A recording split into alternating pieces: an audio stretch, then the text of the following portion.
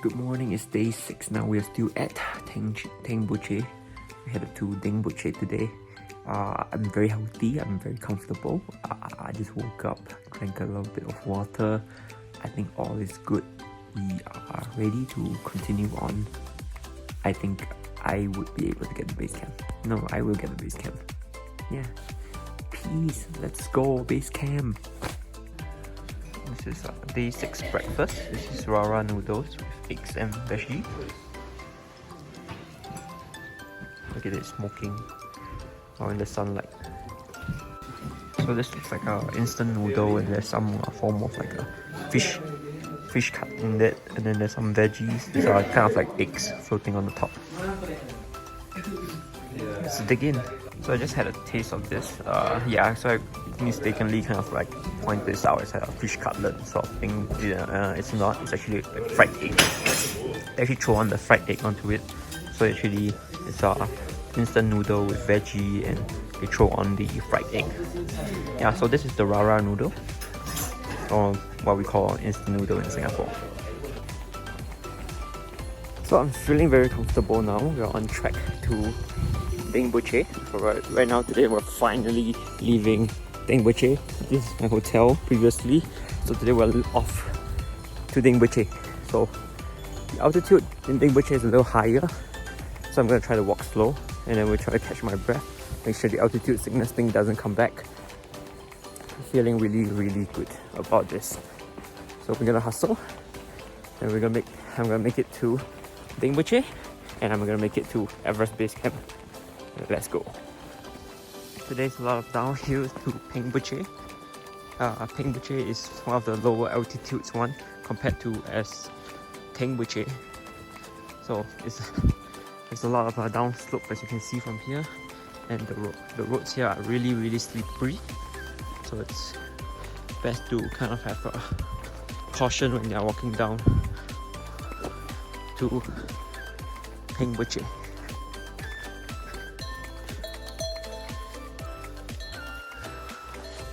On its way back to Tengboche's area. Slow walks back. Just like probably about the speed I'm walking right now.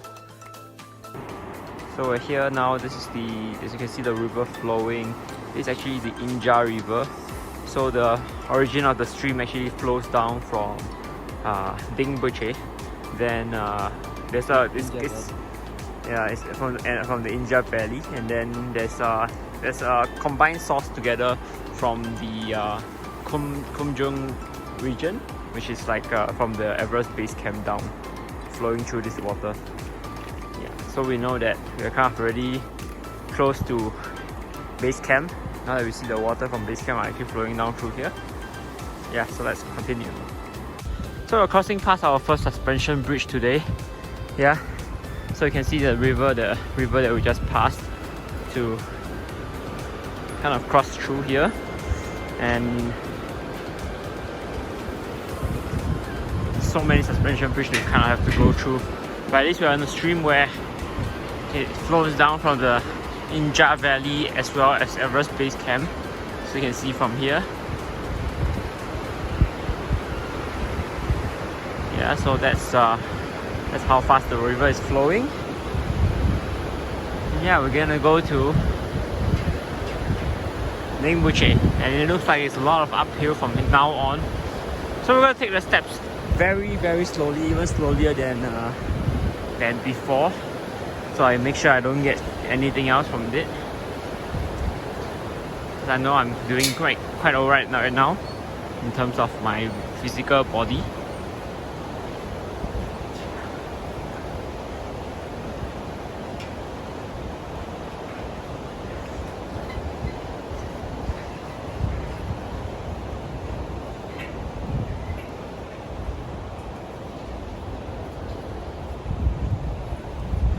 It gets less terrifying every time you kind of cross through one of this. After maybe 10 suspension bridge later. Here's the view again. Here's the river. Can't really see it now, it's blocked by the trees. So you can take a look at it. Well, there you go. And the bridge we just crossed. We just came from that direction there. Somewhere there. That's Tengboche.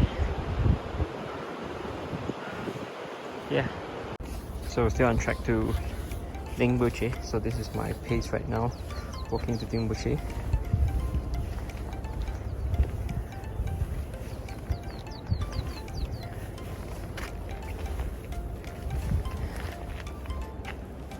Very slowly, very slowly. A faster view of the fast flowing river here.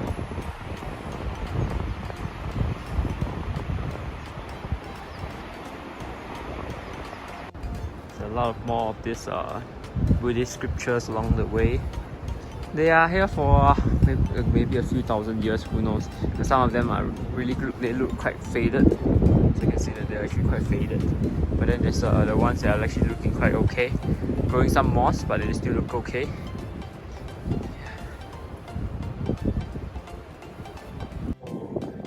So you can see some of the religious Buddhist followers. They are actually kind of like rebuilding the giving this stupa monument, this Buddhist monument, a facelift. So yeah, you can see it's actually they're just doing it little by little. Looks like a lot of effort here, especially at this height. There are a lot of these Buddhist scriptures mentioned, and there's a stupa that kind of built along the way up. So I think this is like more like a Hindu one. It looks a little different from just now the ones that we saw. Yeah, so you see the buildings here, these little small buildings here. That was Tengboche, and that's where we came from earlier just now.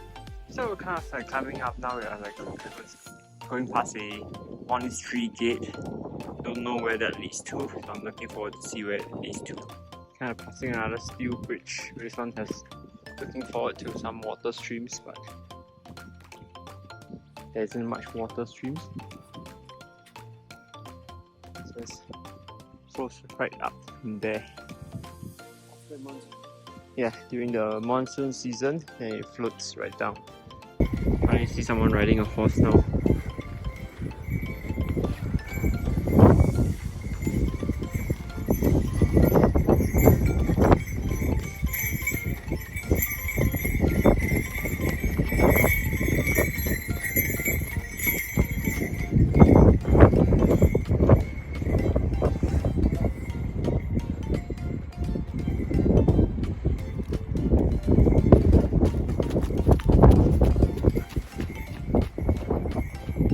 So more of these Buddhist scriptures and monuments along the way.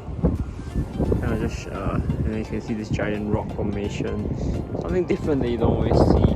And now we get to see the other side of the river, which is down here. And you can see some vegetation down below. So right now it's not monsoon season. You can see you just skip the metal bridge. Actually, we just walk the normal path here instead of walking the metal bridge next to us.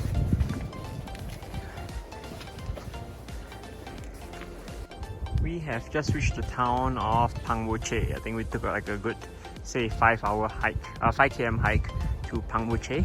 And Tengboche is where we're actually going to bypass to get our lunch at the next town. Not so much this one. Yeah, so let's continue on. So here is some of the vegetation area in this village. I think they're waiting for the monsoon season to kind of like catch the crops growing.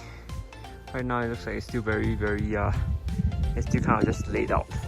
So I thought it would be good to kind of share what kind of altitude sickness symptoms I had while I had it. One was definitely loss of appetite. I didn't feel like eating anything because anything I feel like eating, I feel like puking it out. So which leads to the second one, which is puking. And then also a trembling headache. That was the kind of thing I had. These are the 3 symptoms that I have during the altitude sickness. There are people with more and heavier altitude problems compared to myself. So I was kind of really very spared. I think mine was really rather mild. So yeah, we'll see. Hopefully I don't catch any more of this, and I don't have to share more about these symptoms. Right, let's continue walking. Let's go. So we finally go to a bridge where there's actually a stream flowing right down, and you can see that behind.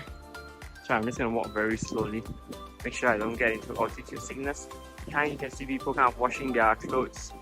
Yeah, and water also flow downstream from there. Yeah.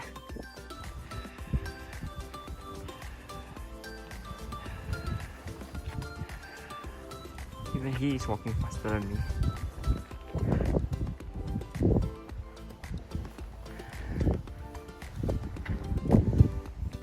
They're using the heat energy from the sun to kind of boil their water, as you can see here. So they're using a metal plate, that's a disc plate to kind of boil the water. You can hear the water kind of like rumbling already. So it's gonna boil maybe in a few minutes time. We're going to Sumara or something like that. That's the next town we're kind of going to. That's where we'll be stopping for lunch. And here's, look at the white flowing river. So vast, so big. And we have someone kind of decided not to follow us anymore. He was following us halfway, then he decided to stop for a little break. I think he's waiting for us to move, then he'll follow us again. Okay, he's tired. Okay, let's go.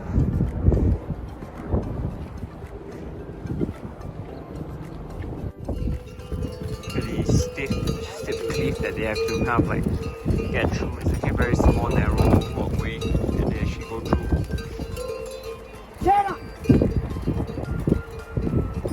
So now we're in Sonam, just above Tengboche, and in between we're halfway through our trek to Dingboche. So that one is yeah, we're so like about 5 km or more from where we started. So now I'm just here for lunch. It's about 12 o'clock, so I'm just kind of waiting for lunch. Yeah, just looking to kind of get to Dingboche with nothing going on with me. And today I might look to kind of scale a little higher, then we'll come right back down so I can acclimatize to a slightly even higher altitudes. Yeah. So yeah, I'm looking forward to lunch. So I'm having the YY egg drop noodle now. So this is it. Similar to how the Rara is. Rara is actually named after a mountain. Is YY named after a mountain also? Just I think Nepali name just. It's just a Nepali name. Yeah, so it looks like this. Okay. The most famous noodle in Nepal. So this is how they are cultivating the potato. See? So they just throw it in the ground and they kind of bury it. Wait for a while for it to grow out.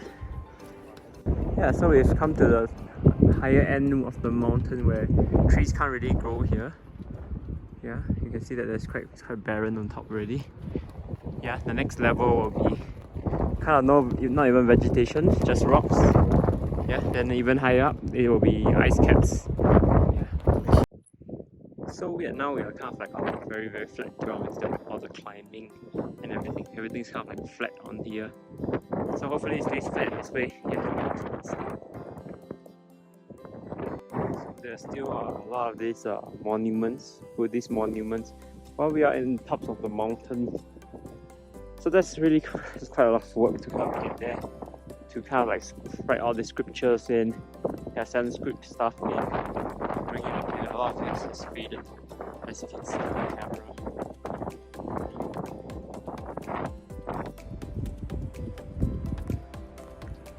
So you can see here is where the Everest, the water from Everest kind of flows down, and then here is the Injani Valley, kind of flows here. Inja Valley actually flows down here to combine, actually flows down to the river that we just saw earlier ahead.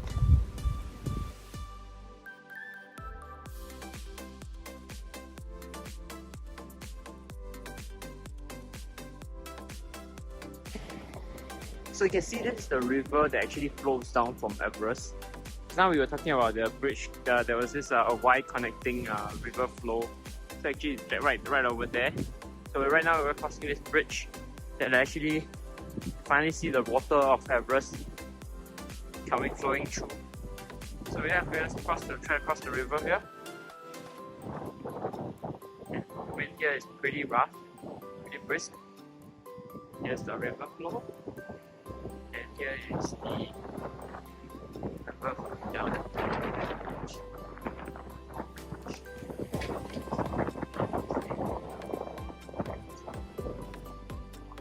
This is the one here is so key to the point where you feel that it's landing.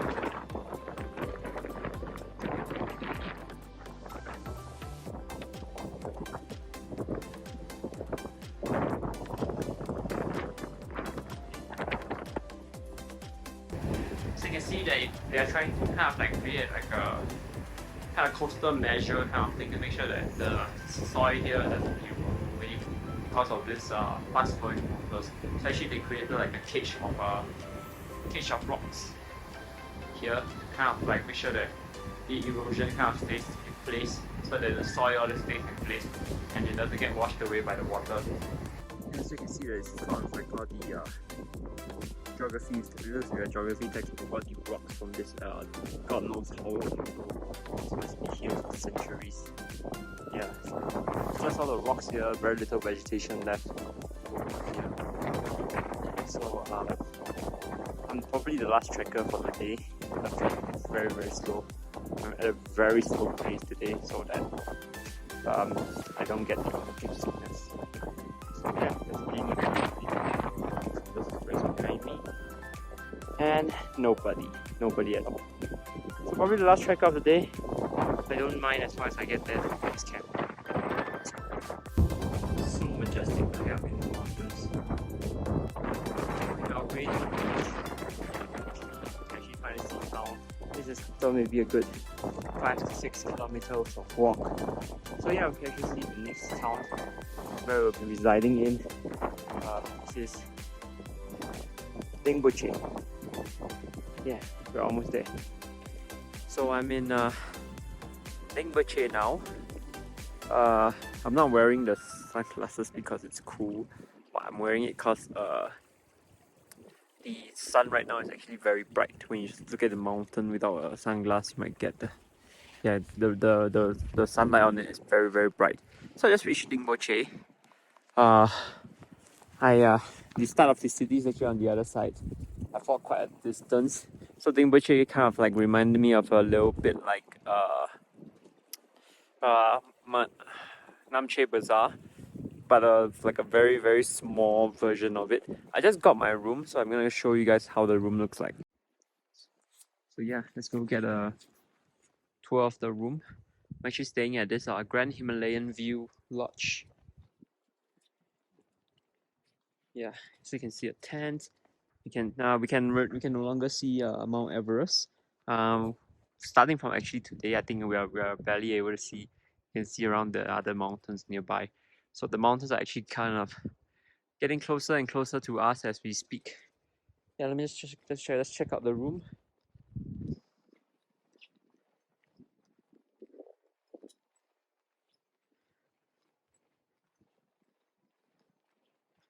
So my room is this one, room 105.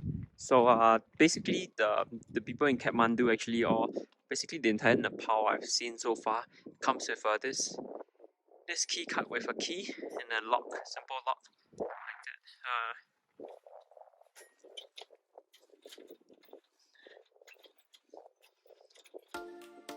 that. So I'm trying to figure out how to unlock their doors. There we go. Okay. Now the door has been unlocked. Okay, here's my room. Let's switch on the light. Everything's right here. So for this Himalayan light doesn't work. Oh wait, this is the toilet light. Okay, so the toilet light works. Okay, this is the room light. There we go. There we go, it works. Okay. Now the room's a little brighter. I have 2 beds both to myself. This is my bags and everything. So far it's just a simple room. and I get a private toilet. So I'm actually very excited to have a private toilet. And yeah, it's actually very simple. There we go, simple room tour. So yeah, now that we have seen the room, let's go check out the dining area. So this is just the outside of the just kind of like the front lawn of the lodge itself. We're gonna go up to the dining area, so you can get a glimpse of how it looks like on the top.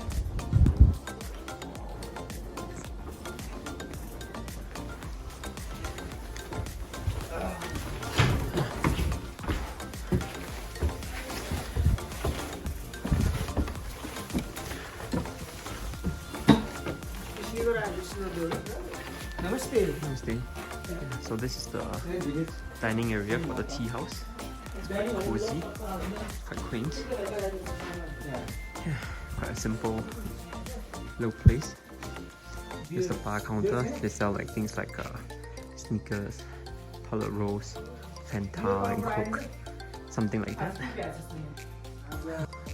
So we made it through day 6. So I actually have garlic soup and rice. Usually the meal comes with just garlic soup, but I think I would like some rice because I'm like Asian and whatnot. Yeah, so let's begin. So it's the end of day 6. We went to the... So we came to this Dingboche,